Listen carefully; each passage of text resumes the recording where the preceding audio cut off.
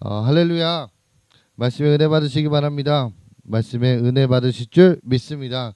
우리 사랑하는 본이 되는 교회 성도 여러분들, 또 현장에서 또 온라인으로 함께 참여하고 계신 모든 성도 여러분들에게, 성도 여러분들의 가정과 또 사업장과 삶 속에 복음의 시너지가 넘쳐나는 하나님의 은혜가 있기를 주님의 이름으로 축복합니다.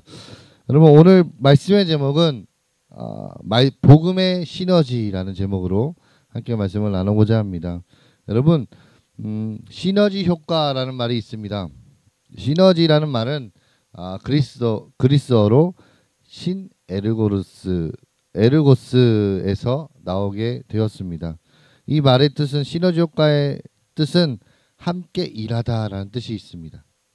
하나에 하나를 더할 때 둘 이상의 상승 효과가 더해지는 것을 가리켜서 시너지 효과라고 합니다. 여러분, 오늘 성경은요, 안디옥 교회가 생겨나고 성장하게 된 일에 대해서 말씀하고 있습니다. 예루살렘 교회는 안디옥 교회의 어려운 형편을 돕기 위해서 바나바와 바울을 파송했습니다. 이들의 도움으로 안디옥 교회 성도들은요, 아름답게 성장했고 또 이방인 선교를 위해 중요한 역할을 감당하는 교회로 자리 잡았습니다. 놀라운 복음의 시너지 효과가 일어나게 된 것입니다. 예루살렘에서 초대교회 7집사 중 한 사람이었던 스데반이 순교한 사건을 전후로 해서 교회는 아주 큰 위기에 처했습니다. 예수 그리스도를 믿는 많은 사람이 큰 핍박 속에 두려워서 아주 다 뿔뿔이 흩어지고 말았습니다. 하지만 하나님 나라의 역사는 결코 여기서 주춤하거나 멈추지 않았습니다. 놀랍게도요, 이렇게 뿔뿔이 흩어진 사람들이 유대인을 중심으로 복음을 전하게 되었습니다. 그 중에 오늘 말씀이 나오는 그브로와 구레네 출신 유대인 몇 사람들이 안디옥에서 헬라인에게 복음을 전하게 되었습니다. 그러자 이 안디옥에 사는 이방인들도 믿고 회개하는 역사가 일어났습니다. 여러분, 많은 사람이 예수님을 믿고 돌아왔다는 소식이 예루살렘 교회에도 전해졌습니다. 그래서 교회는 이들을 돕고 안디옥 교회를 지도하고 또 가르치기 위해서 바나바를 파송했습니다. 여러분, 이 바나바는요, 초대교회에 선한 영향력을 끼치며 많은 사람에게 인정받는 신실한 사람이었습니다. 예루살렘 교회가 보내기에 아주 적격한 사람이 바나바였습니다. 여러분, 바나바는요, 지중해의 그 그브로섬 출신입니다. 그브로섬 출신이고 원래 이름은 요셉입니다. 요셉. 그래서 자신의 밭을 판 돈으로 가난한 사람들을 위해 나누는 일에 써주세요라고 사도들에게 부탁했습니다. 이 일로 사람들은 그를 이제 그때서야 바나바, 즉 위로의 아들이라는 별명으로 부르게 되었습니다. 여러분, 성경에는요, 요셉이라는 그의 본명보다 오히려 바나바라는 그의 별명이 더 많이 나왔습니다. 특별히 오늘 본문 24절 말씀이죠. 24절을 보시면 바나바를 이렇게 소개하고 있습니다. 바나바는 착한 사람이요, 성령과 믿음이 충만한 사람이다 라고 얘기합니다. 여러분, 착한 성품과 신앙의 모습을 가진 바나바는 안디옥 교회를 돕기 위한 아주 탁월한 적임자였습니다. 어려움을 당한 누군가를 보고 도와야겠다라는 마음을 갖는 건 참 쉽지 않은 일입니다. 사람들은 저마다 자기 이익을 따라 살기 때문이죠. 도움과 섬김에도 차이가 있습니다. 성경에 보시면 자신의 밭을 팔아서 구제했던 바나바를 소개하는 말씀 바로 뒤에 사건이 하나 소개되는데요. 바로 아나니아와 삽비라 부부 이야기입니다. 이들도 바나바처럼요, 자신의 밭을 다 팔았어요. 팔고 부부는 그 밭을 판 돈의 일부만 구제를 위해 내놓았습니다. 그런데 사도들에게는 어떻게 얘기했어요? 전부 밭을 판 것을 내놓았다라고 얘기합니다. 잘못된 동기와 욕심으로 인해서 사람들에게 뭐 칭찬도 받고 자기 이익도 챙기고자 했던 것이죠. 근데 결론은 어떻게 됐습니까? 하나님과 사도들과 교회를 서기로 했던 이들은 하나님의 심판으로 죽고 말게 됩니다. 반면 다비다와 같은 사람은 어땠습니까? 신실한 여제자였던 그녀가 갑작스레 병들어 죽고 말았습니다. 그녀의 죽음에 많은 사람들이 슬퍼했고요. 이 다비다의 도움을 받은 과부들이 그녀가 지어준 속옷과 겉옷을 보여주며 크게 애도했습니다. 베드로는요, 그런 다비다를 위해 기도했습니다. 하나님께서는 다비다를 살려주셨습니다. 성경은 다비다를 이렇게 소개합니다. 사도행전 9장 36절에 선행과 구제하는 일이 심히 많았다라고 합니다. 여러분, 우리 주변에는요, 참 어려운 상황을 만난 사람이 참 많이 있습니다. 그런 이들에게 하나님의 사랑으로 베풀고 진심으로 돕는 것은 하나님께서 정말 기뻐하시는 일입니다. 하나님 나라의 백성인 우리 본이 되는 교회 모든 성도님들은 우리도 진심을 담아 예수 그리스도의 사랑으로 어려운 형편에 처한 사람들을 돕는 마음을 우리는 가져야 합니다. 우리가 이 본문 말씀을 통해서 오늘 말씀을 통해서 또 한 가지 살펴야 할 것이 있습니다. 그것이 뭐냐면 하나님이 바나바의 도움을 통해 복음의 시너지가 무엇인지 깨닫게 하십니다. 우리 24절 말씀 다시 한번 읽어볼까요? 24절입니다. 시작. 바나바는 착한 사람이요 성령과 믿음이 충만한 사람이라 이에 큰 무리가 주께 더하여 지더라. 아멘. 여러분, 특별히 바나바는요 다소에 머물러 있던 바울을 찾아갑니다. 바울은 스데반의 죽음에 앞장섰던 인물이었습니다. 그는 예수님을 따르는 사람들을 어떻게요? 핍박하기 위해서 다메섹으로 가던 중에 부활하신 예수님을 만났습니다. 그리고 일생일대의 회심을 경험하게 됩니다. 그래서 하나님은 그를 이방인을 위한 사도로 부르셨습니다. 그렇다고 해서 처음부터 모든 제자가 바울의 회심을 받아들인 것은 아니었습니다.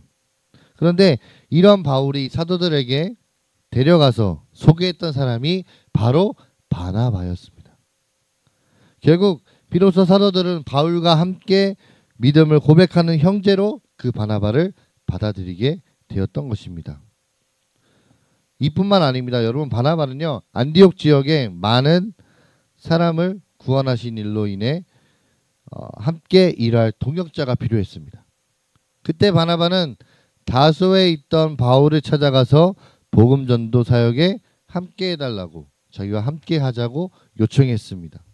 이렇게 바나바와 바울이 함께 안디옥에서 팀워크를 이루어서 복음 전도에 힘을 썼을 때 하나님은 이 안디옥 교회 성도가 더욱 아름답게 그리고 더욱 아름다운 신앙 안에 자라게 하셨습니다. 여러분, 한편으로 생각하면요, 바울이 이방 지역을 위한 복음의 사도로 크게 쓰임 받도록 하는 일에 바나바가 중요한 역할을 한 셈입니다. 그때만 해도 바울은 자신을 붙잡아서 죽이려고 하는 사람들을, 그 유대인들을 피해서 자기의 고향 다소에 숨다시피 지내야 했습니다. 복음의 시너지 효과는요, 이처럼 도움이 필요한 누군가에게 우리가 도움의 손길을 펼칠 때 하나님께서 일으켜 주십니다. 특별히 바나바와 바울은 안디옥 교회 성도들을 가르치는 일에 힘썼습니다. 안디옥 교회는 바른 신앙을 심어주고요, 가르치고 양육하는 도움의 손길이 절실히 필요했습니다. 그래서 26절 말씀에 이렇게 얘기합니다. 26절 말씀 함께 있습니다. 만남에 안디옥에 데리고 와서 둘이 교회에 1년간 모여 있어 큰 무리를 가르쳤고 제자들이 안디옥에서 비로소 그리스도인이라 일컬음을 받게 되었더라. 아멘. 여러분, 특히나 성경은요, 바나바와 바울이 함께 머물면서 함께 이곳에 머물면서 가르쳤던 시간을 언급하고 있습니다. 기간이 얼마나 돼요? 1년. 계속해서 여러분 이어지는 성경을 읽어보시면 이 짧은 기간을 통해 놀라운 변화의 모습이 나타났다라는 사실을 말씀하고 있습니다. 바울과 바나바는 예수님을 영접한 이곳의 많은 사람들에게 복음의 내용을 자세히 가르쳐 주었습니다. 어떤 내용이에요? 예수님의 사역과 예수님의 죽으심과 부활, 그리고 성령님의 선물과 은사, 다시 오실 예수 그리스도에 대해서 아주 부지런히 가르쳤습니다. 예수님이 승천하시기 전 제자들에게 하신 명령은 이것이었습니다. 마태복음 28장 19절에서 20절 말씀인데요. 함께 읽겠습니다. 시작. 그러므로 너희는 가서 모든 민족을 제자로 삼아 아버지와 아들과 성령의 이름으로 세례를 베풀고 내가 너희에게 분부한 모든 것을 가르쳐 지키게 하라. 아멘. 여러분, 성도들을 가르치는 것은요, 교회의 사명입니다. 교회는 다른 곳이 아닙니다. 가르치는 곳이고 또 배우는 곳입니다. 교회는 친목을 위해서만 존재하는 곳이 아닙니다. 여러분, 교회는 구호단체로만 존재하는 곳이 아닙니다. 여러분, 교회는 예배를 드리는 곳입니다. 기도하는 곳입니다. 더 나아가서 교회는 하나님의 말씀이 무엇인지 가르치고 배우고 또 예수님의 제자로 성장할 수 있도록 돕는 곳입니다. 안디옥 교회 성도들과 함께 1년간 머물면서 가르쳤는데 마지막 절에 26절 마지막 절에 그리스도인이라 불렀다라고 되어 있습니다. 여러분, 여기서 그리스도인이라 불렀다는 것은요, 그만큼 바나바와 바울이 헌신적으로 그들과 함께 사역했다는 것을 알 수 있습니다. 동시에 안디옥 교회 성도들도 적극적으로 이 가르침을 배우고 이 가르침을 받아들였다는 것을 보여주고 있습니다. 특히나 오늘 말씀은 복음 전도의 역사의 한 획을 긋는 중요한 말씀입니다. 이 바나바와 바울의 제자 양육을 통해서 안디옥 교회 성도들에게 특별한 별명이 붙었습니다. 그게 뭐예요? 그리스도인이라는 별명입니다. 그리스도인. 여러분, 이때 당시 대부분의 성도를 가리키는 용어로 뭐라고 불렀냐면 제자 또는 형제 그리고 믿는 사람이라는 이 표현을 사용했습니다. 여러분, 그리스도인이라는 이 헬라어 단어는 크리스티아노니라는 말로 해석이 되는데요. 이 말의 뜻은 뭐냐면 그리스도에게 소속된 사람, 그리스도의 군사들이라는 말입니다. 여러분, 로마 시대 당시 이와 유사한 표현을 사용했는데요. 예를 들어서 당시 황제였던 가이사의 군대나 총독이었던 헤롯에게 소속된 특별한 사람들을 가리켜서 뭐라고 불렀냐면 가이사의 사람, 헤롯의 사람이라고 불렀습니다. 그런데 안디옥 교회 성도들에게 그리스도인, 그리스도의 사람이라는 별명이 생긴 것입니다. 안디옥 교회 성도들에게 이 그리스도인이라는 별명이 붙었다는 것은요, 남다른 삶의 모습이 이들에게 있었기 때문입니다. 바나바와 바울이 가르친 대로 예수님을 따라 살아가는 삶의 모습이 이들을 통해 나타났습니다. 어떤 모습이 나타났어요?